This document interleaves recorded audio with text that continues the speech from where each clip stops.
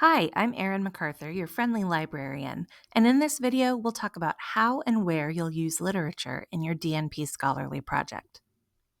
For all of these videos, I'm going to use the same project example, providing an educational intervention for family caregivers about caring for and preventing chronic wounds in dementia patients. This example is similar to some projects I've seen, but is not an example of a real project. You should always talk to your project chairperson or instructor about your proposal ideas. First, what do I mean by literature? In this context, we're using literature to refer to published, peer-reviewed research in nursing or biomedical journals, or less often in books. Literature may also include government reports, conference presentations, and unpublished research like dissertations. These types of sources are called gray literature. You'll be using literature in several places in your DNP Scholarly project and using it for different purposes. The first places you'll need to incorporate literature are in the beginning of your proposal. Your introduction and background, your problem statement, and the need, feasibility, and significance section. In these sections, the literature you use should help you describe the problem your project is seeking to address and why your project is needed. So in our example, you might be looking for literature that discusses dementia as a risk factor for chronic wounds, the prevalence of chronic wounds in community-dwelling patients with dementia, the difficulties family caregivers face in providing care for loved ones with chronic wounds and dementia, including any evidence for knowledge gaps, and the negative outcomes from a lack of effective chronic wound prevention and care. These sources do not belong in your literature review section or in your table of evidence. These are your background sources that set the stage for your project and why it's important.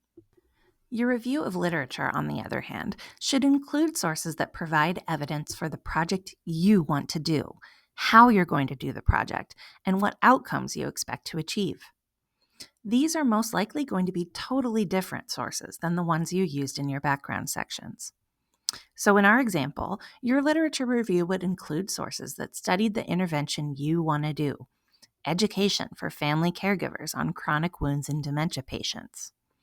This might include the overall effectiveness of educational interventions for family caregivers on this topic. Or, if this exact topic is not thoroughly described in the literature, a similar or related one, such as education for healthcare workers instead of family caregivers, or education on chronic wound care for non-dementia patients, or education on other types of care for dementia patients. The various delivery methods for these educational interventions and their effectiveness, like in-person versus online education, videos, or handouts. The outcomes achieved, like chronic wound prevalence or caregiver knowledge, confidence, or satisfaction, and how they were measured, such as with standardized instruments or author-created tools. The sources you use in your literature review will go in your evidence table, where you will describe the findings and rate the level and quality of the evidence. The biggest issue I see with the use of literature in DNP projects is using literature on the wrong topics in the wrong places. This can be so confusing for students. Remember that your literature review should be focused on the solution you are trying to implement, not the problem you are trying to solve. Literature describing the problem should go in the earlier sections of your proposal. Make sure to watch my other videos for more information on how to conduct your literature review, and reach out to me if you have any questions or would like my help. You can email me at mcarthue@uwwash.edu. Thanks for watching.